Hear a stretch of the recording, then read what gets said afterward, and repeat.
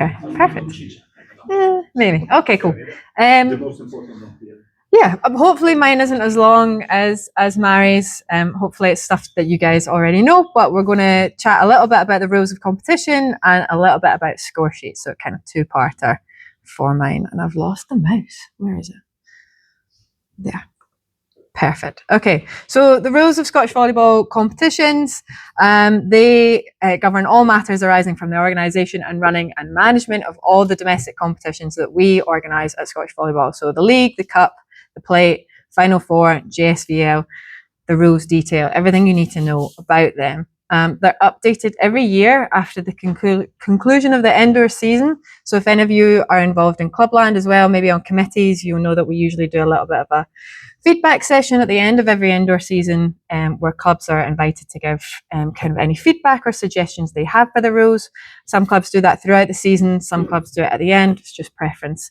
They're then taken into consideration, they're discussed amongst the competitions officer, the refs commission and the board, and they're ultimately signed off at the end of every year for the next following year. For anyone that didn't know, all matches are played to FIVB rules unless stated otherwise within the rule book. So there are instances where things are different in the way we organise our competitions than FIVB would suggest. So it's a very important document for you guys to kind of keep an eye on and read. So hopefully you all know where they can be found on the website. You just click on this little button right here and that will take you to the updated version. Has anybody read the rules of competition for this year? A couple of you? Cool. This is where you can find them. We're on edition number 55. Like I say, they're updated every year and they go up there. So it's really important that you guys keep on top of the rules and you know when they come out and what to expect for your upcoming season. For you guys as referees, the rules are quite important. It's, you know, obviously it's very important that you understand the rules of the game as a referee and how the game flows, but the rules of competition have an impact on how matches are organised, what's expected from players, what's expected from you guys as officials, what equipment clubs need to bring, the type of halls you could be in, a lot of the information that you'll need as a practical organizer of a match is in the rules of competition. So there's a lot of details that clubs has to follow that you guys will have an impact on as referees. And we're going to go through, I've gone for an interactive kind of session. So we're going to go through some situations that arise throughout the season, or kind of things that I see on score sheets. And it's just to kind of talk through them and kind of get your understanding of them and then detail a little bit about what the rules kind of expect from you in that situation. Does that sound good for everyone? Perfect. Cool.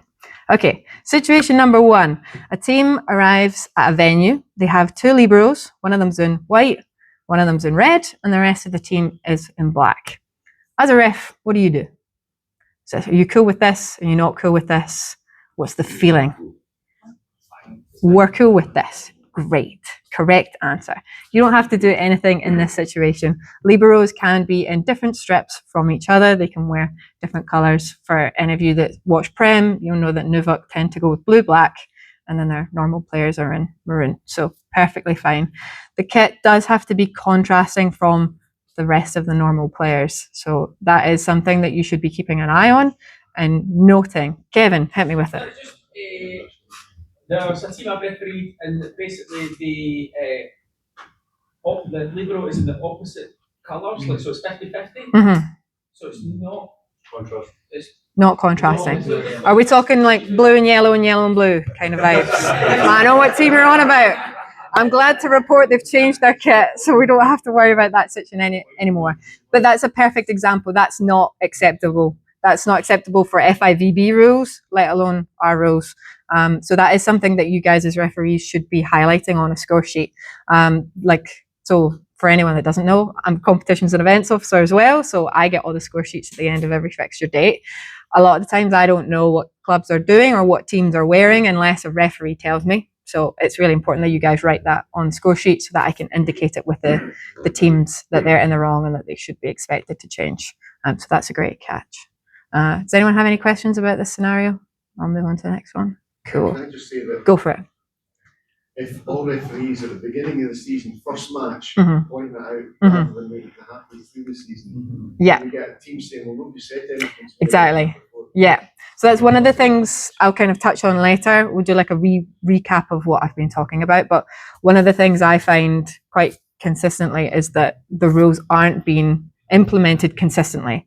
So you'll have some ref that will pick it up every time. They'll always make a note. But that same team will go somewhere else the next week and no one will mention it. They'll be happy as Larry, play away. Then they go somewhere else and someone else tells them, well, you can't do that. And they're like, well, this person said it was fine. Like, so it's important that we collectively understand what rules that we're following and make sure that we implement them consistently throughout the season, because it doesn't benefit the game. It doesn't benefit you guys either if you're having to kind of fight amongst yourselves of this ref said this ref said that. If we all are on the same page, then it makes all our jobs a lot easier throughout the season. So can you tell them not to play? It's not legal. Why do you let them play? So the rules of competition, they kind of specify a fine. They don't specify letting them not do it. So in most cases, I think for me, like as a referee, like my kind of goal is to get the game going. So I think for me, if I had a team like that, I would let them play with the knowledge that they're going to know that I'm writing it on the score sheet, and they're going to know that I'm telling Scottish Volleyball so that it can be implemented later. If they continue to not change their kit or they continue to play like that, then that's something that I think the competitions and events side and the organisation should take up. But I wouldn't want to be a referee that stops someone playing because they didn't have the same colour shorts, for example. I think it's just thinking of one whose liberal tops are very similar, and when you're coaching, it's really difficult to work out who's who. And we actually had an altercation because I was complaining in the wrong rotation, and they were shouting at me, "That's illegal." I was like, "How do you know that?" Because they've got the same colour. Exactly. Yeah. I think always try and get the game played. Make sure it's recorded. Obviously, if there's safety issues for whatever reason, they don't play the game, but always try and play it, make sure it's recorded. And would there be the option to ask them to put a bib on or something, as we would if you were making a Libro substitution? That's what all those games looking at as well. Every organiser should have Libro bibs. So if the referee really can't see it, force the Libro to put a bib on. Now, how many people here actually have those in the match day bags? Probably no clubs. I've asked a couple of high vis vests, so you need it, when I've refereed St Andrews Uni, I've asked the Libros to put one at contrast. So can I make a suggestion, Rowan, because I know you have a working draft, it's maybe quite early in the season, before the season will start next year's, but why can't all clubs, like in an international tournament, going in a way, all the teams must be presented to you on the opening day list strips. So at the start of the season, every club, every team must send a photo of their main strip, local strip, front and back, their captain's number underlined ideally, but let's not push it too far. The competitions officer can sign them all off before the season starts. Or before they actually order it, this is what we're planning to order, is this acceptable? Well, I would Because if they order it and then they go competition, then they'll work it. So this is what we're going to use. And this is acceptable. Cool. I've noted that down. FIVB, there's a uniform approval certificate. I don't know if that's going over the top for Scottish Volleyball, but you know, as Dave said, they would send a photograph of the strip. Our number sizes are different on the books, you know. You can't read them. And FIVB would say, yes, that's appropriate, or that's not appropriate, you need to do this or that, but I don't know if that's too much for this. Something to work on. Perfect. Cool. I think it's worth introducing gradually. Perfect. All right, I'll go on to. Give them a good example. They should be a good example in the media as that team or that particular team already done this. Look, it looks brilliant. The referee's aware of. That's it. Why don't you follow? So situation number 2, a host team only has one match ball. The rest are MVAs, Moltons, or something similar. What do you as a referee do? By match ball, I mean warm-up balls as well.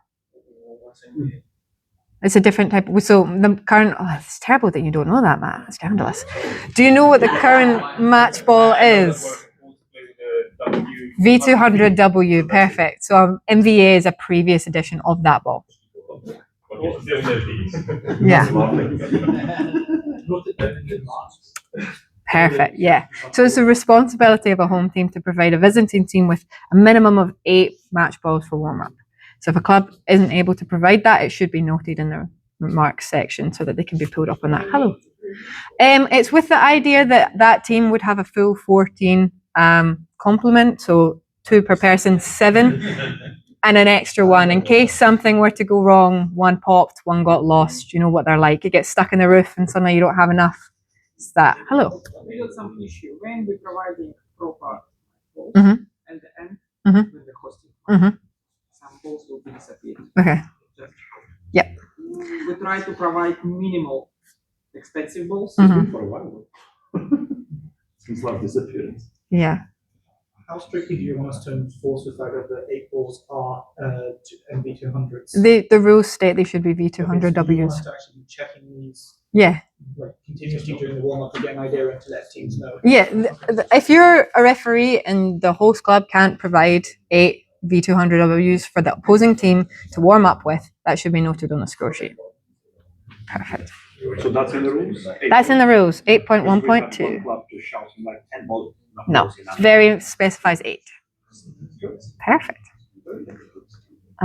Number 3. So a team provides a printed copy of their team roster with an extra player's details and added on in handwriting underneath. What do you do?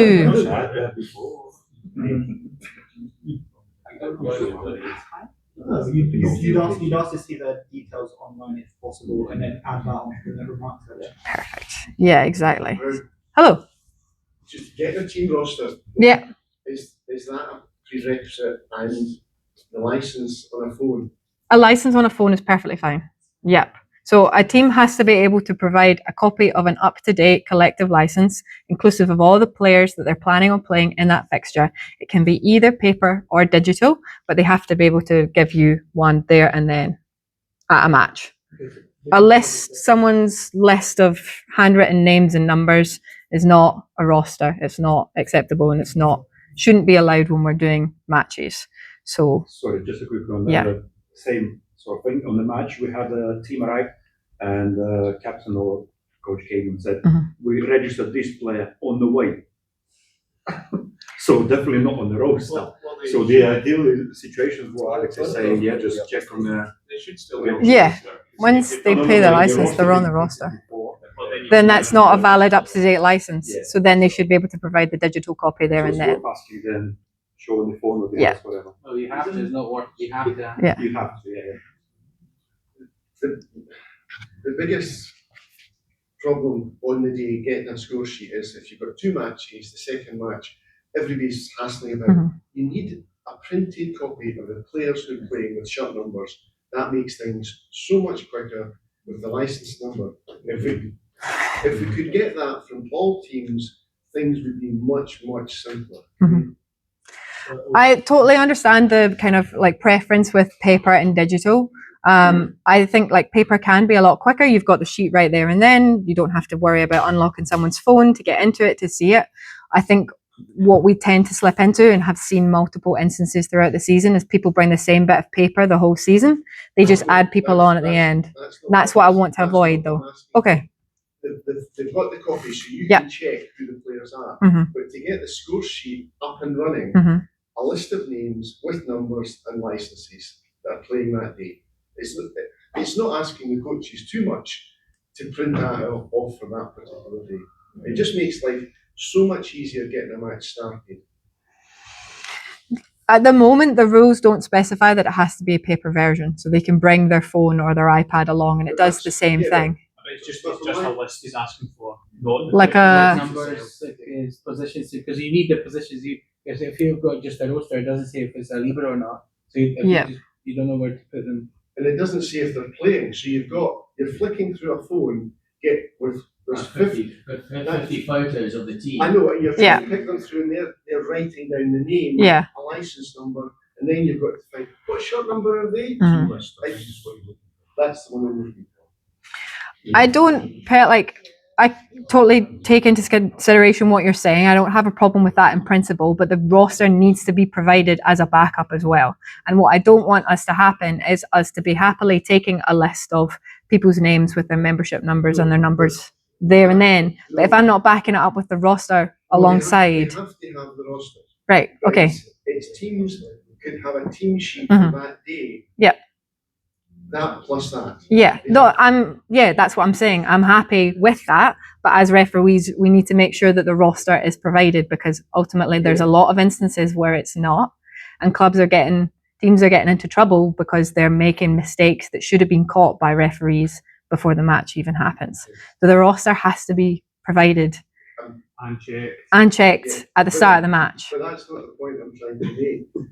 The point I'm trying to make is to get the score sheet up and running. The scorer needs that list quickly, and then they can cross-reference the roster against that team sheet. Yeah, and as I've said, I don't have a problem with that as long as we're making sure we check the roster at the same time. Yeah, but the teams don't bring a team sheet. Then we make the teams make a team sheet Yeah. first. So roster and team sheet. That's the question. Sorry, I'm not. It's one of the things that's a bugbear at the beginning of every match. It is a point not to say like they actually changed the rule to say you must bring 2 documents, Mhm. the roster with the pictures, and then an A4, like a sheet that has just numbers, positions, Yeah. names. That's what the scorer takes, Mhm. and then the roster one is what the referee looks. At. Yeah. Yeah, that matches. I think when a lot of the games I ref, like teams will use the team roster as their team sheet. So they'll just write the numbers and the liberos on the roster there and then. So I don't need the team sheet, if that makes sense. Yeah, exactly. If it's digital, you can do it there and then too. Like I can see all points, but there is ways around that to make it smoother as well. But like, if that's a recommendation that you guys would like to see, then I can suggest that's what clubs do. The website of the membership area is not the best to work with, right? Mhm. But if you spend 5 minutes before a game, you can actually adjust your license to have all the players on it for that day. The only problem is you don't have the numbers on your screen. So all you need to do is spend 5 minutes, try to work out how to work the website, and you can have all your players for that day on your license, and you can present that to your scorer. I mean, all of this is nice in theory, but there's only so many coaches here. It's going to be for us to tell coaches how we want it structured. I'm saying that it can be done digitally, and another thing is I don't have a printer, so I can't turn up with a. I've got one, Tim, send it to me.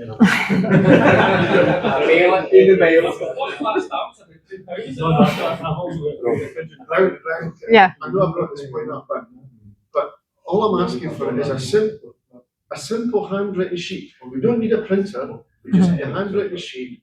It's normally only 6 players with a name, a number, and a shirt number, and presented to the scorer with your roster as well, with all the players. You can have a digital roster with 6 players on it that you hand over. Yeah, guys, hold it a minute, stop. This is dead easy. Yeah. You print your license off when the players are there, and you write the players who are there in pencil, and you circle the captain and put an L for the libero. And next week, if you've got somebody, rub that out. It's dead easy. Move on. I think the most important part for me of this specific situation is that there's someone that's been added on willy-nilly at the end of a roster that wasn't there. I want to make that clear that we're all sure. In London League, the Premier Division, they used to send the roster of a team to the first referee. As soon as they know, like a referee, boom. That's really hard for us to manage, just because Brian's already. Yeah, but at the same time, there's referees being changed all the time, or appointments aren't made in time. Yeah, it would be quite tricky for us to implement that when the referees aren't always going to be the ones that do those matches. No, but half the time you don't know who your ref is going to be until you show up. Also true. Yeah, we've got 5 divisions with refs that get picked that morning, so it'd be quite hard to check in that sense. But like, I appreciate the sentiment of trying to be proactive and checking teams before they even. Yeah. I'm going to move on to the next situation because we could stick on this one all day. So I'll go for situation number 4. A player who's on the team roster is running late to a match. Their coach wants them on the score sheet so they can play when they arrive. Do you let them on the score sheet, and what should you do when they arrive? Yes. Yeah. But what should you do when they arrive? Was the question. Not give them any trouble. Okay, how do you know that? You know what you check on the roster. Check the roster. You check the collective license and you see photos of them and you compare it against them when he's still in the bed. Precisely. You can't let them play until you check. Yeah, no, you're good. So ultimately, yes, you would let them play. We're quite flexible. Things happen, travel or weather, or someone's been let off work late, or there's many reasons why a player can be late. We do let them join as long as they're on the roster and they're noted down at the start of the match. It's perfectly acceptable to let them join at any point in the match. What we would recommend is that you do check at some point that they are who they say they are. Obviously, volleyball in Scotland is quite small. A lot of us kind of know everybody. So there's not really that high of a chance that someone's going to come in that you don't know the name of or you've never seen before. But we would recommend that they are checked to make sure who they are. Hello, Ian. So this business of not delaying the game, just let them play, end of the set, end of the game, check, and if it's the wrong player, the game because they put it into an invalid player. So essentially, rather than spending time. So I don't think you should let them play until you checked it. And absolutely don't delay the game. Right. It's their fault for being late, therefore at the next regular game interruption it can be checked. If they want to take time out straight away, it's going to be checked. Can the second ref check it if yes, the team sheet's still on the scores table? Yeah, that would be my recommendation, that if, let's say, someone wanted to sub in a point, you've got to let them sub in anyway. That's going to take a little bit of time. You quickly check, all right, number 5, they were late. They are who they say they are. We can sub them in. We're happy with that. Come back to your player. If you know the person, absolutely fine. Let them come on. Their phone, the roster should stay with the scorers table for starters, The but roster has to stay with the scorers table from the beginning of the match to the end. It has to stay there. So even if it is a phone, the phone needs to stay there. Next to scores. Craig, go for it. See the bottom, sits the bit there saying remove from the score sheet. How do you do that? Is before the game, the captain and coach have signed, so technically nothing should change. Yeah. So I think there's been a couple instances throughout this season where players have been noted on score sheets. At the match, they've said they're running late, they'll be here. They don't make it, period. In some instances, that means that person is technically cup tied because I don't know if they've been there or not. Like, I've received a score sheet, number 9 is on it. To me, they're now in like Women's 1, so they can't play in Women's 2 the week after, but they weren't there. So there's nothing technically to stop. There's just been a couple instances where teams have used that to make sure players are eligible for matches that they maybe shouldn't have been eligible to be involved in because they weren't actually in the venue or the country or intending on going to the match at all. So I'm trying to make sure that yeah.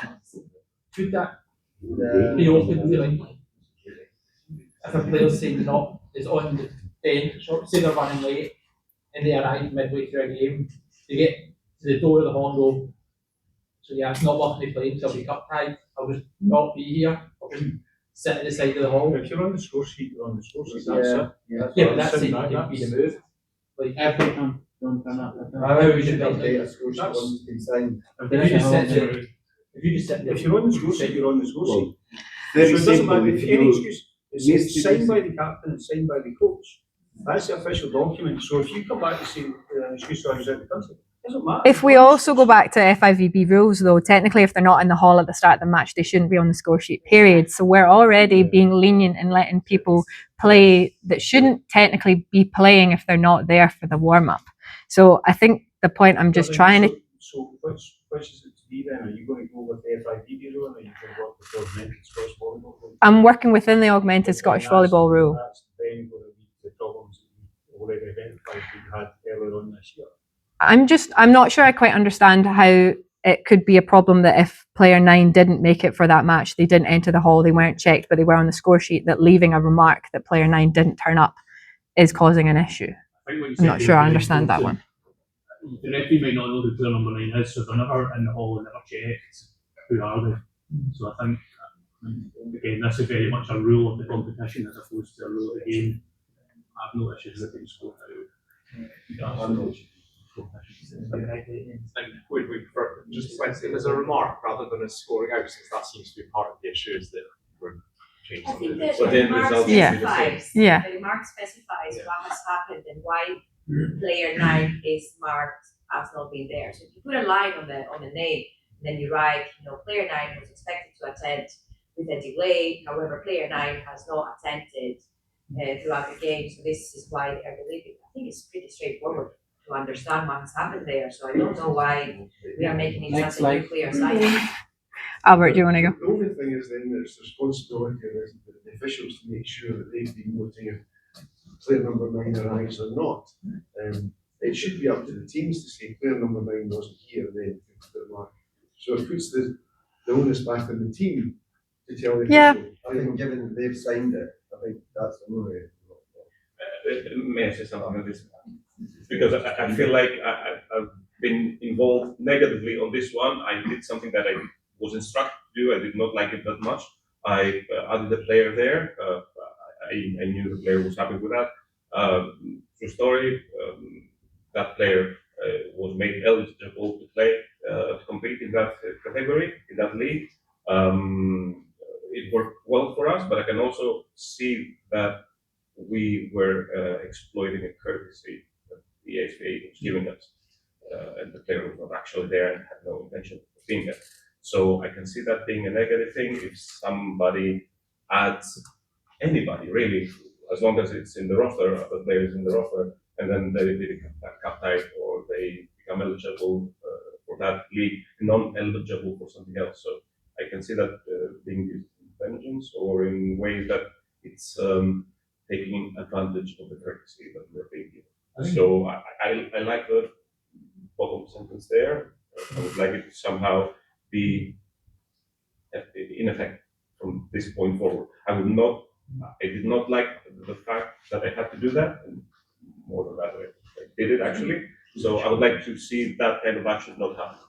Because there are some competitions where you can't play, especially in the league finals, the final four, where players will be put down on the thing, even though they're not at the game or they're not in the country, to be part of that team having played before the final four.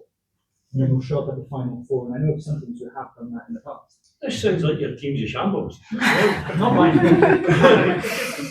It's just, yeah, something to keep into consideration. So I don't have any more situations. You'll be glad to know. So that's it, an active part over. Not quite.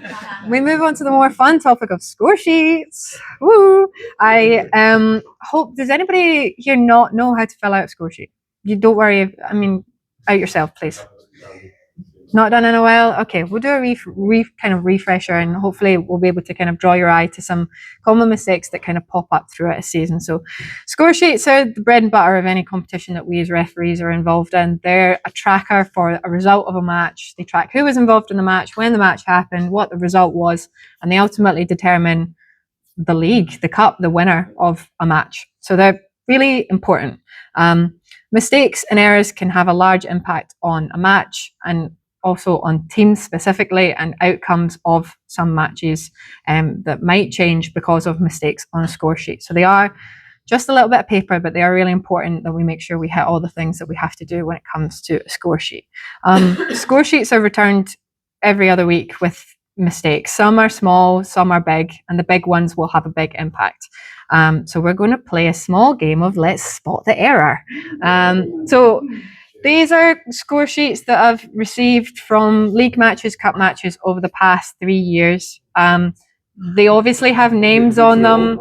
This isn't a situation to try and have a go at any refs. It's not a situation where we can be like, oh, this person did this. It's not an excuse to have a go at people. This is a learning experience for us all.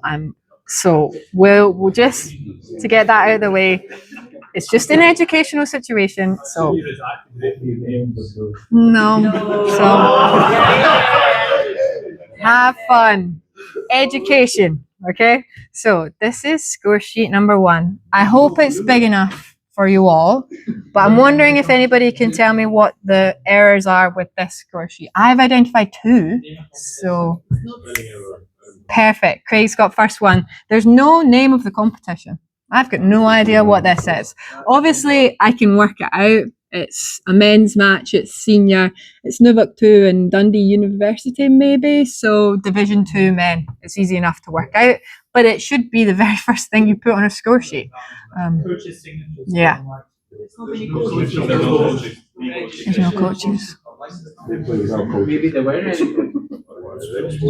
A lot of the things we're going to spot, some of them are like predominantly scorer issues. You might not be able to fix some of the issues that score sheets have, but they should be noted down somewhere, or you should do your best to try and identify them early on so that we kind of make sure that everybody knows what they're meant to be doing.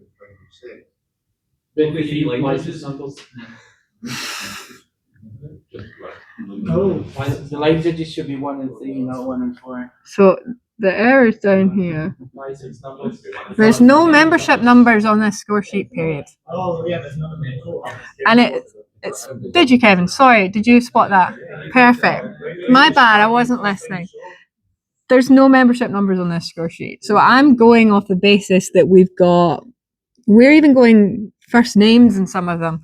There's lots of Ians in the world and there's lots of Alberts in the world, and it makes it so much harder for a competition officer to make sure that those players are all correct and registered with that team. I've got no idea from looking at that if they're registered, if they have the right licenses. Did they just rock up on the day and play? I've got no idea because they don't have any membership numbers on there.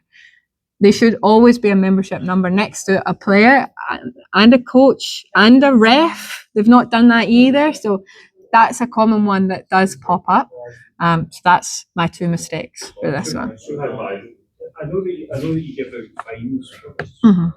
Why don't you just the home team forfeit?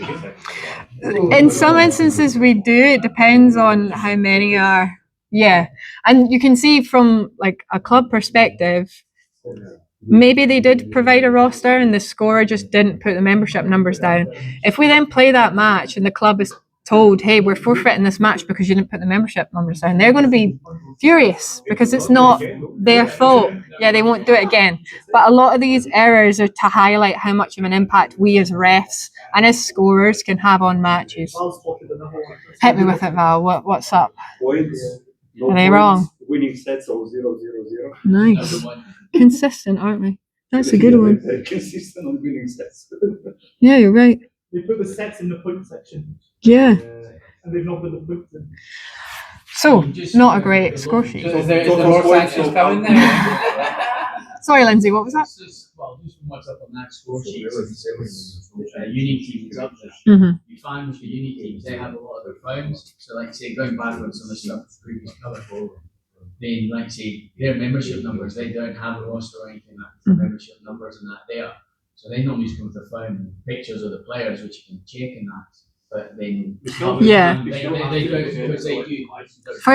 For this one especially, like this is a league match, so Dundee Uni participate in the league, so they should be bringing rosters, so they should know it. When it's Bucks games, it is slightly different, and they do their own thing.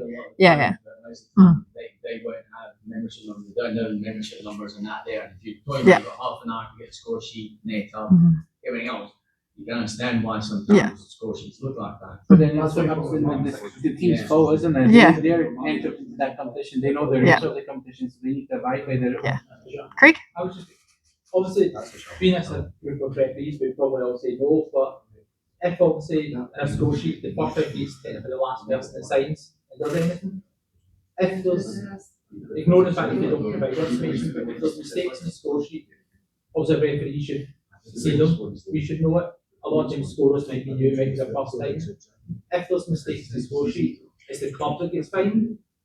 A referee would never be fined, but it's referees probably more qualified. If there's mistakes, should a referee get fined rather than the club? No. Don't punish the I don't want to get fined as a ref, but the referee should be checking the score sheet before it is signed by anybody else. Therefore, if you found mistakes, they should be corrected. Therefore, there should be no mistakes in the sentence. But you raise a really good point that like a lot of the kind of situations we do find sometimes where clubs are fined or forfeits are impacted are because of mistakes that were missed by refs. And that's something that we as refs have to be very like cognizant of. Yeah, it is. Yeah, and this one was from when? Last year? I don't know if there was outcomes of that, but that'll be great for us who just qualify. It's really difficult for them, especially if they've not had a lot of experience from reffing with other people who know how to do it, and that's why we need to trickle that knowledge down. I think you've got an ideal audience here just now, that you've got people grade 3 and under who refereeing a number of these matches. If we can, at the beginning of the season, when we've got scorers who tend to be in there because nobody else wanted to do it, not because they're most experienced, if you could at the end of it go through the score sheet with them and just pick out bits and pieces, they appreciate that help, and they would be a better scorer at the end of the day. But take on board, Dave, it should all be checked before the match starts as well, and once the match is finished. We did have, a few years ago, you had a how-to guide piece of paper that went out. I mean, all the Scoresheets have that at the back of it. It's on the back. yeah. Like a one page on the back. It's on the website. What you want to do is you want to get the basic information up, make sure that's correct. So you've got your team roster correctly, input, and then you've got all the finishing pieces. So effectively competition, you get the team rosters, and that's what you want to do. Everything else is boxes. Cool. Well, the good news is Scottish volleyball score sheet. That's true. Is it an Good A4 catch. or an A3? Who knows? I'm going to move on to the next score sheet. I've got 5 in total, and then that's pretty much me done. And I'm conscious we're in lunch now, so I'll go for the next one. Nearly, yeah. Edinburgh. Yeah. Does anyone know what this one is? Match number. Yeah. No. They're on the website. We can't find them now. It's gotten easier, but it used to be really hard to find. Wait, sorry. Did you say no one ever does it?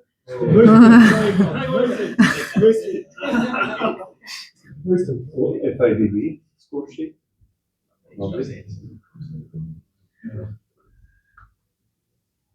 This is where we find out I've like made a mistake and there isn't an error, but I'm pretty sure there is. It's FIVB score sheet. That true. That not the one I'm thinking of, but not the one I'm thinking of. You speed it? Okay.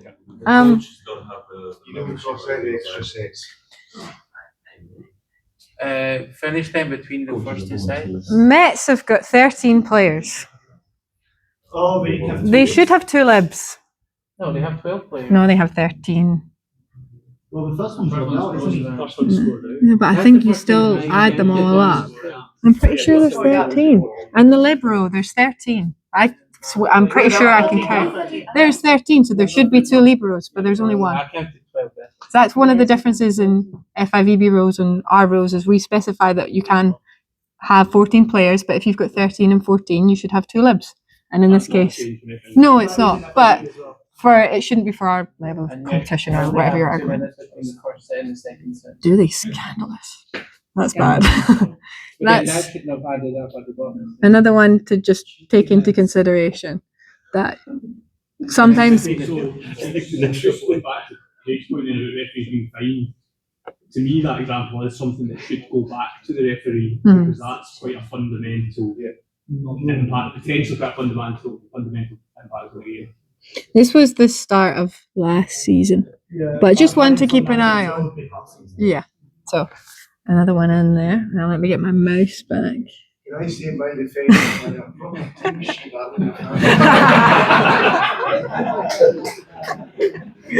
Perfect. There we go. All right, this one should be easy, and this one outs myself, so you can pick that one up very quick. I haven't signed it. Volleyball England. Yeah, there are 2 things. Yeah, so Volleyball England score sheet again, not per the rules, but I haven't signed it. Now that's a big one. That's a finable offence. In my defence, I did sign it, maybe just after this photo was taken. But the first ref should be signing score sheets, and that is noted in the rules of competition that it needs a signature. So that's another one. So was that? Yeah, that's me. Was Yeah. that game invalidated? No, because I did sign it. So I would in that instance as a competition, I don't think so. Like as comps, the first thing if that comes into me is I go back and say, do you have one that's got all the signatures on it that it should do? Sometimes that takes longer to get, but yes, usually. Hello. With all that, all those people playing, there was not one single substitution. No, it was a pretty quick game as well. Was that James Gillespie's? That was the 3-0, wasn't it, Bill? Yeah. Or was there not?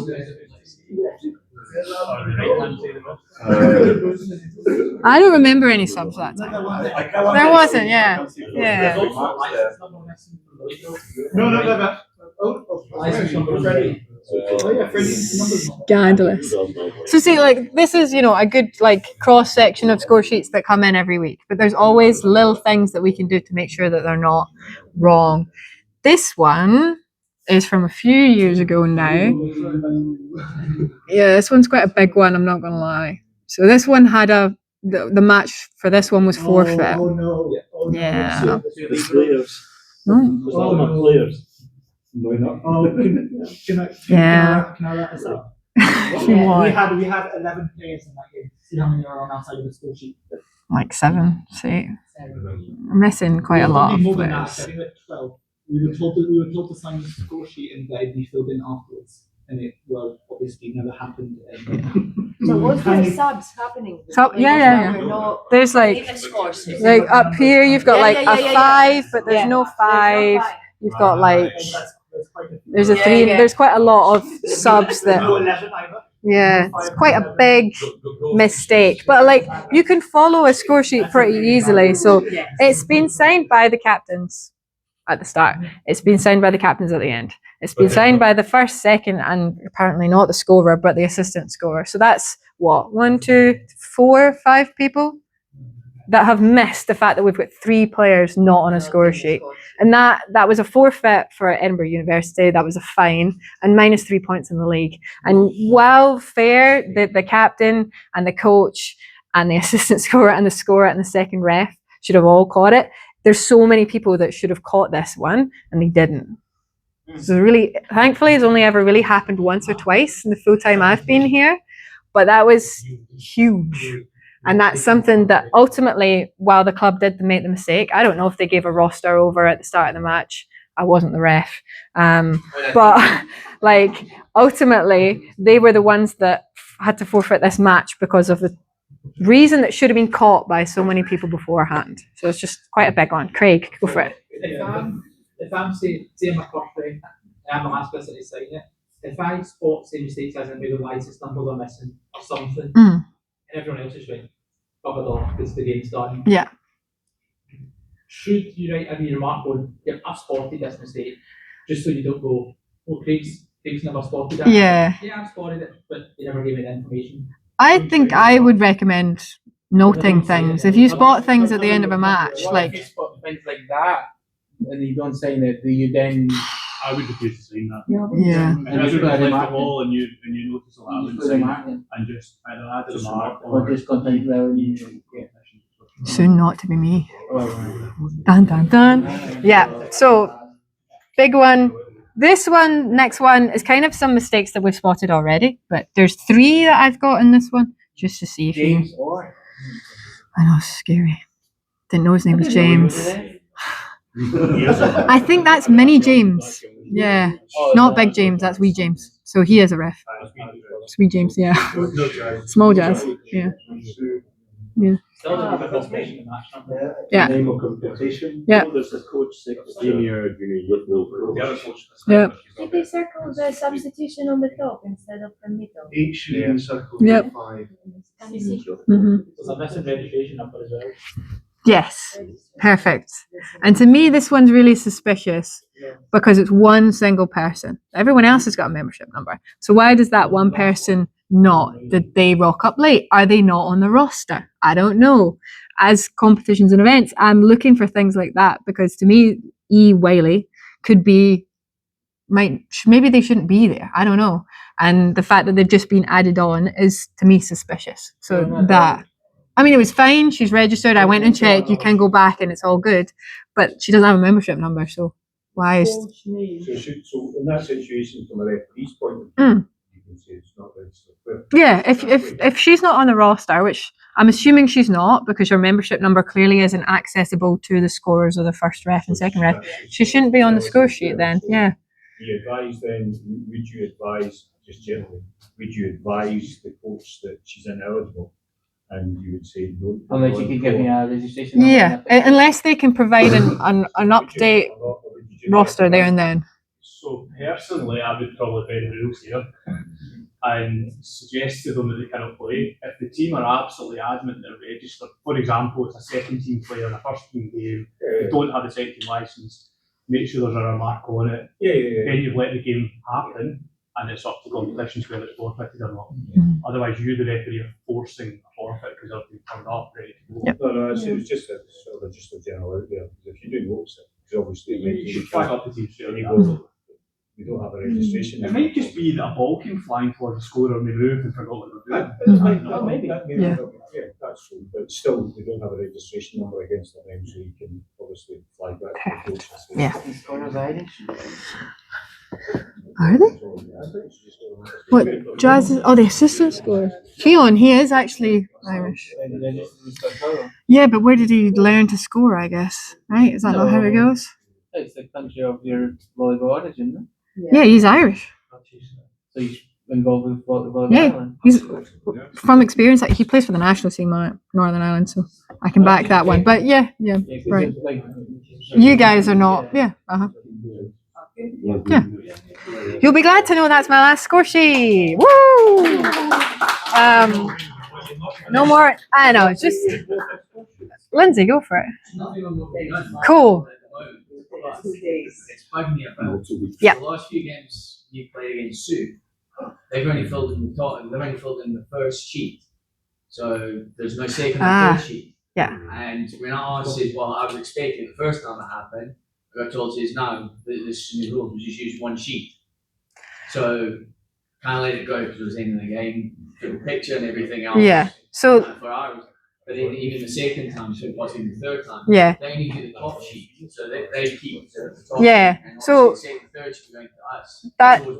Yeah, so that's incorrect. That's not the rules. The rules state that you should be using. Well, so the rules state that you should be using a Scottish volleyball score pad for starters. Those ones have got 4 sheets. If you're using them, the ones underneath should always therefore be used. I rely on refs to tell me that the score sheet's not the right one. Like, it's very easy for clubs to just photocopy a Scottish volleyball white sheet. I can't tell from. So they deliberately just didn't use the 3 sheets underneath. So that's just weird. Their score sheet. Everything can be right, you're wrong, whatever. The problem is you'll be none the wiser that I don't have my pink or blue copy passing to John or Frank or records. Then you should probably let the competitions officer know so that they can speak to Sue. I don't know why they would use a Scottish volleyball pad. I mean, I've had multiple games recently where poker photocopied at A4. No, this isn't photocopy. It's a proper pad, and they don't. See, that's just. Yeah, no, like there's clubs all the time. Just use their top sheet or score sheet. So they can send that. Well, this is quite common these days.